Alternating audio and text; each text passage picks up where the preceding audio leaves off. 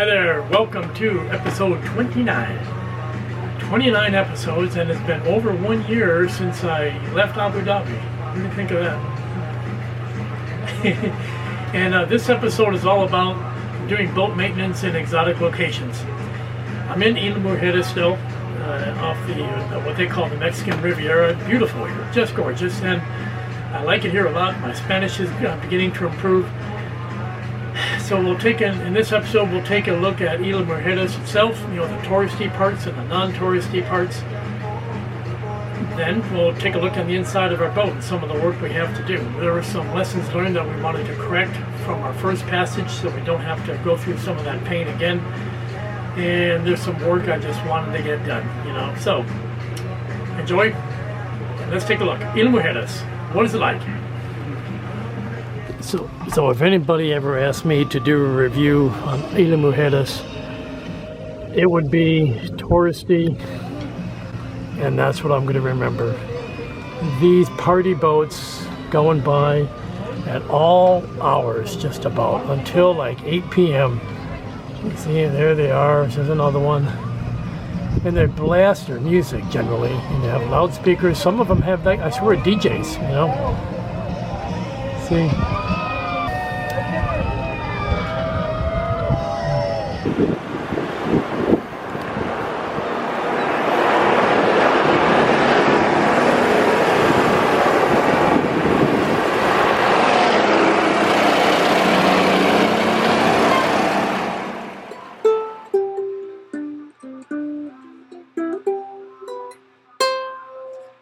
Yeah, well, I'm not upset about tourism. This is the Malecon. This is the main tourist area of Isla Mujeres. That's the ferry terminal. And pretty much the whole northwest end of the island looks like this. I did not pass by the resorts themselves, but there are large hotels that house a lot of the folks right here. And really, Isla Mujeres is a place where you can rent scooters, you rent golf carts, you buy t-shirts, buy straw hats, and that's kind of what you do, other than drink. Tequila, tequila. Oh, no tequila, pardon me. Gracias. And far from the tourist crowds over on the other end of the island is where I spend most of my time. That's right. That's the same kind of deal you see in Colombia and the Philippines. The baseball field.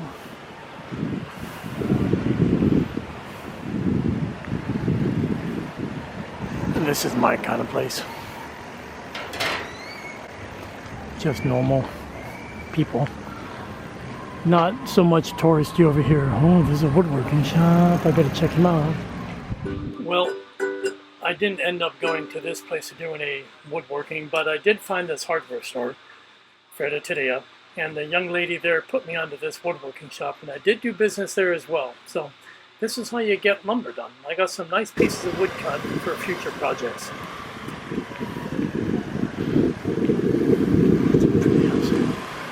Ooh, bonita.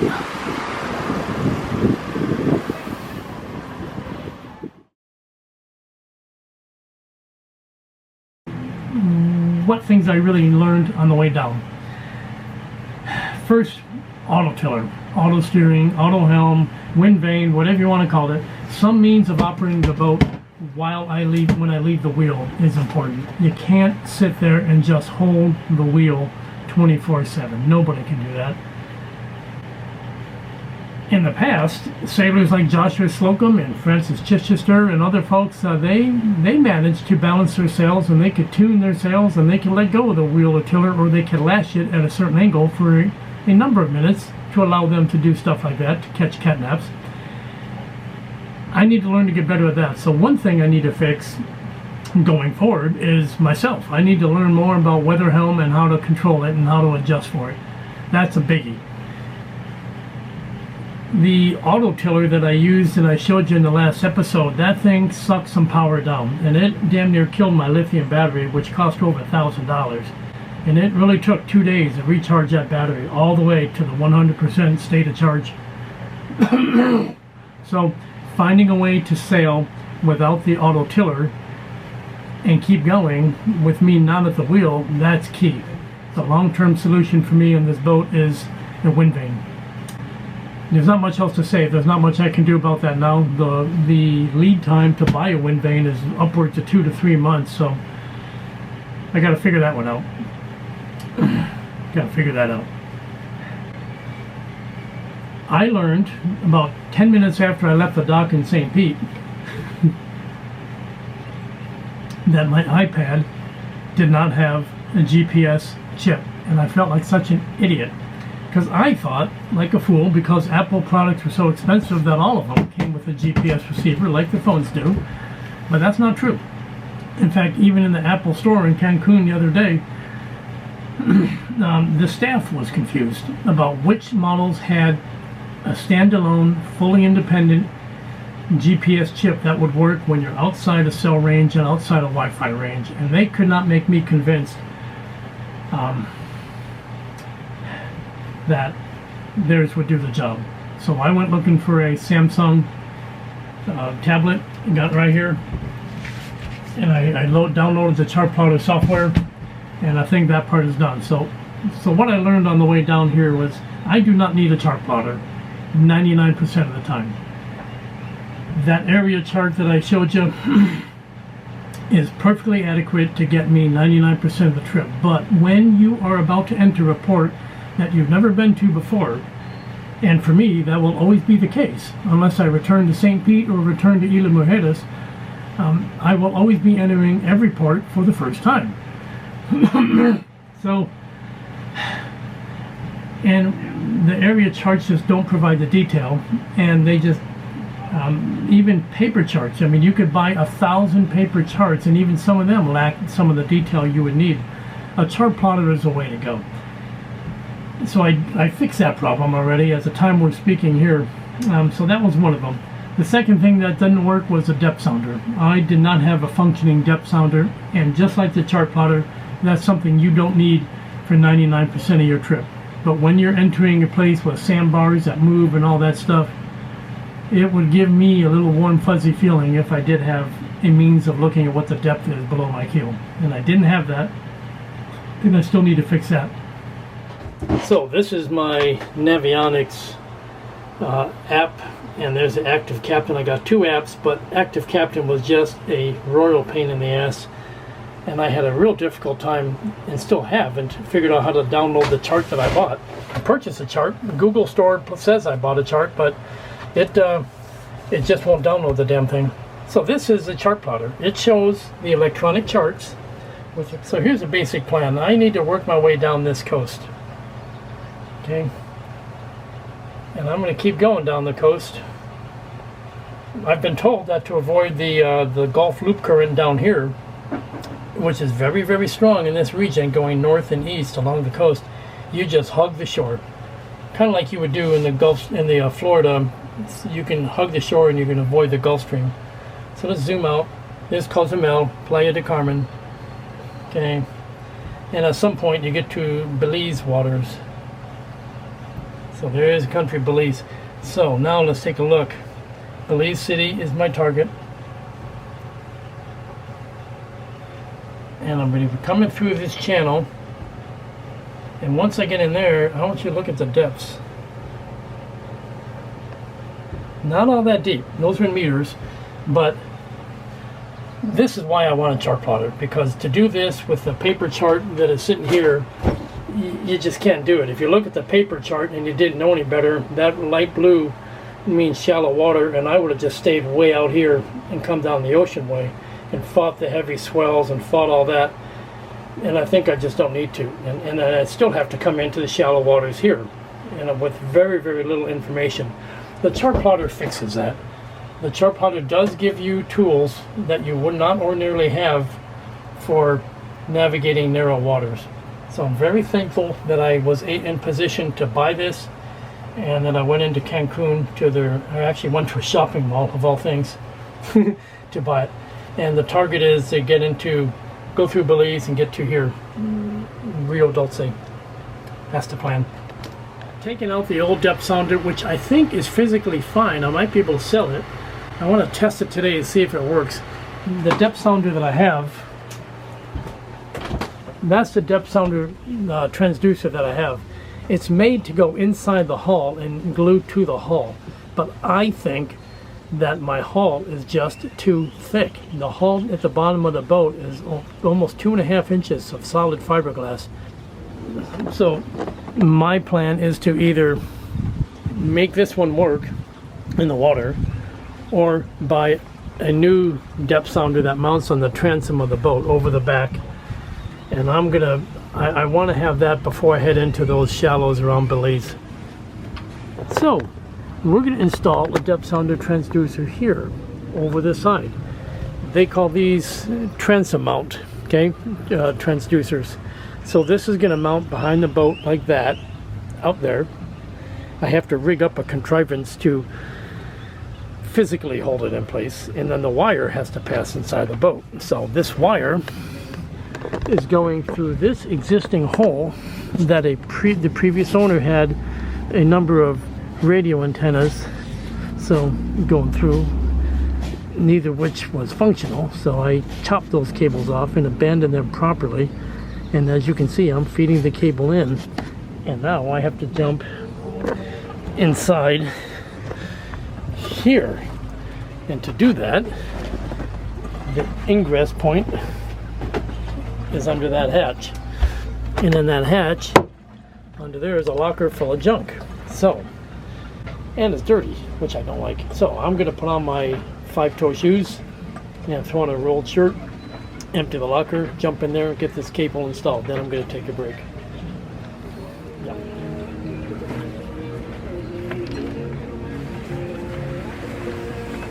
Listen to shit music as I'm doing. And after I feed, so I'm going to feed the rest of the cable through the hole and get all the length of excess cable inside. And then I'm going to make a separate jump inside of there to physically connect it to where it needs to go. There ain't no way to make that look pretty. So the cable comes through the hole, which is way back against the hull here, and then goes across underneath this shelf and then up through the hole.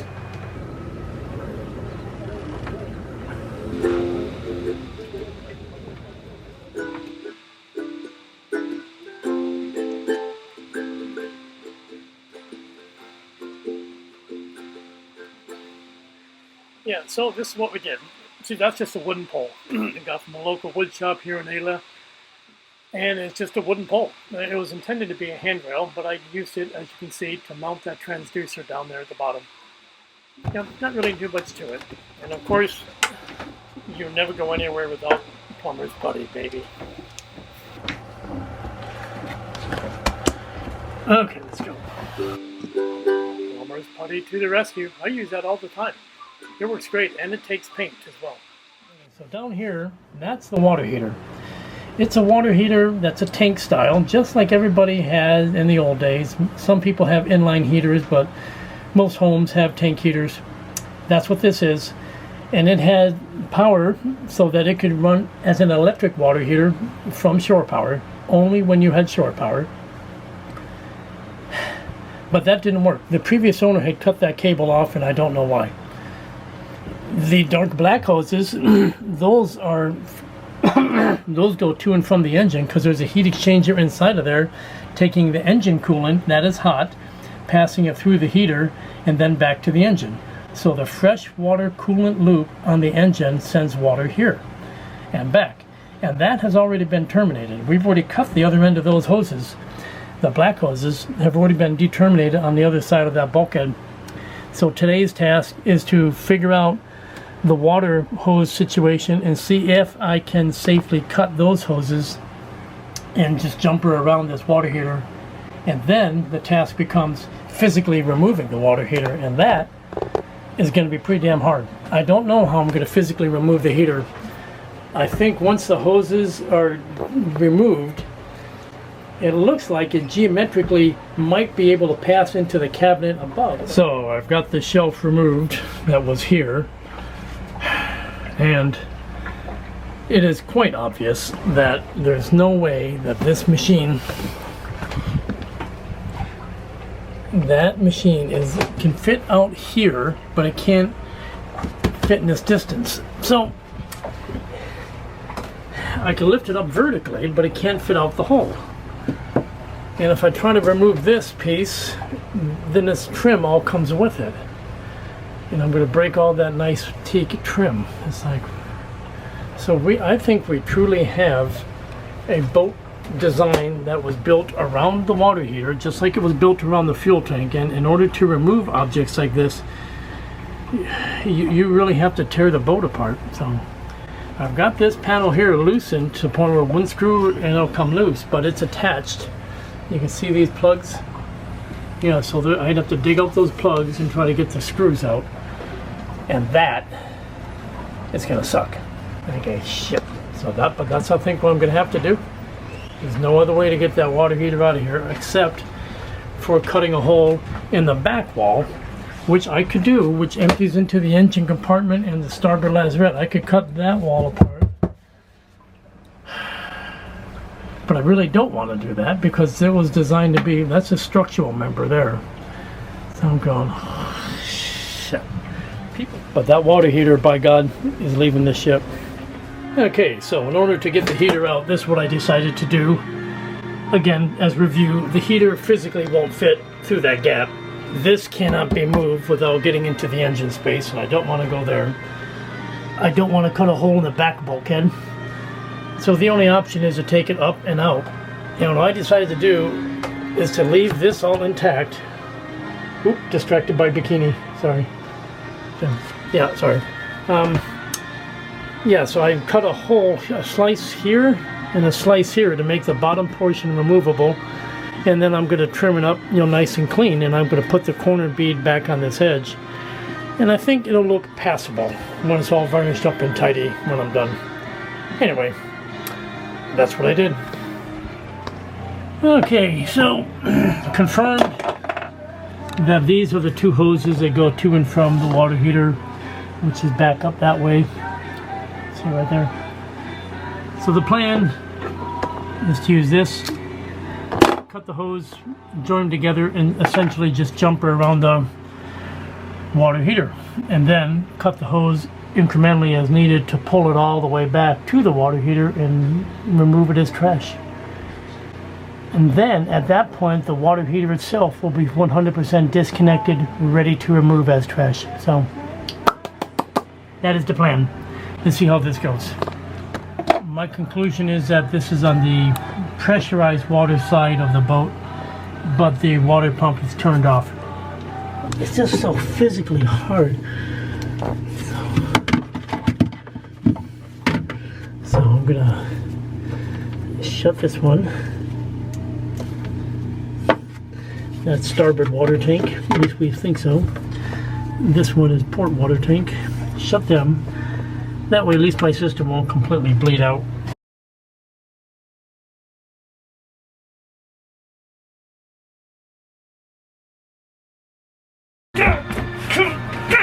Okay. Oh my God. Okay, that was a little too freaking hard. Okay, that sucked. Okay, so I'm gonna cut off the AC wire and salvage it, and I'm gonna keep the switch. I have another job for that. I'm gonna take off all the plumbing fittings under the heading of you just never know. That hose clamp looks serviceable. I'll keep it too. And the rest is a cleanup job. So obviously it's dirty, nasty looking in there. That's 42 years of this heater being in place. That's the hole leading into the engine compartment where all the hoses went in and out of. Looks like it was chewed in by a squirrel or something. Whatever. It'll clean up pretty good.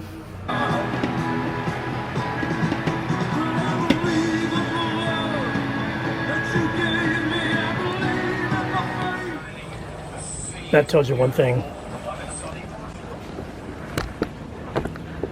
Laundry day.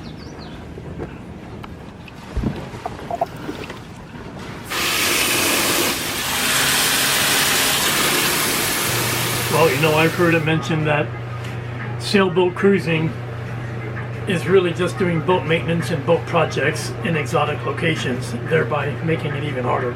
because in exotic locations you may have difficulty getting parts and all that kind of stuff. But that's the life I signed up for, so no complaints. You see me here doing laundry.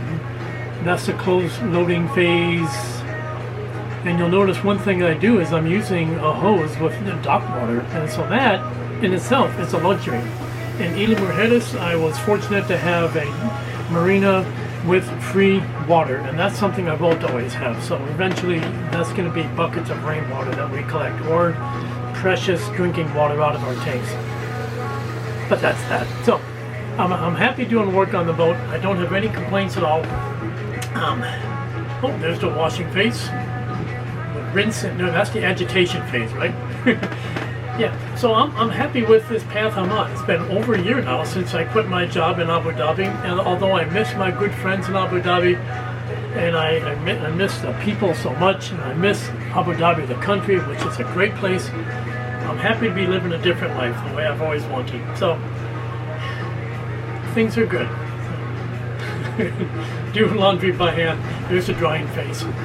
And only once did one of my things blow overboard and land in the water, because I do not have any clothespins. That's one thing I'll tell you. I couldn't find them. Can't find clothespins out here. Thanks. But clothespins, yes, or clothespins, no. We still carry on, and everything is going okay here. So I'm still here in Mexico. You can hear the music in the background. I'm pretty well numb to that now. If you don't like loud Spanish hip-hop music, well, you better not go to Colombia, the DR, or Mexico, because the young people just blast it all the time. You can't get away from it. Whatever.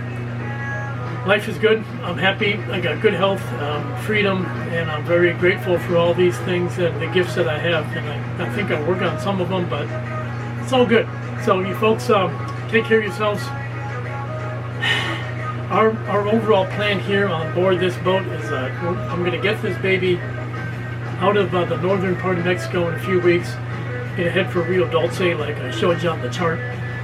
Once in Rio Dulce, we're gonna get some more boat work. We're gonna finally haul out the boat, and I want to work in these seacocks as a priority job.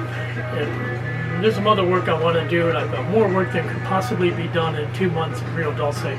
But the basic plan is to hang out in Guatemala for the balance of hurricane season until like at least late November, before I'll even consider leaving there. Then we want to hit the Bay Islands of, Roatan and some of the others. And once we do that, I want to cross the Caribbean and head east over to Dominican Republic. If we can get visas for my girlfriend, the U.S. Virgin Islands, the British Virgin Islands, maybe go visit the French Islands, even though I hear crime is a big problem. I don't know. We'll just go as we want, and kind of spend the entire winter cruising around the Caribbean. And the larger plan is that once the winter draws to a close or is getting into springtime, then we'll try to work our way into the U.S. and prepare for our Atlantic crossing. That is the basic plan. So, I'm happy that you're subscribed. Thank you for sticking with me. I'm happy that we're finally on the boat doing maintenance in exotic locations, and we'll just see how this story keeps unfolding. So, take care, everyone. Cheers.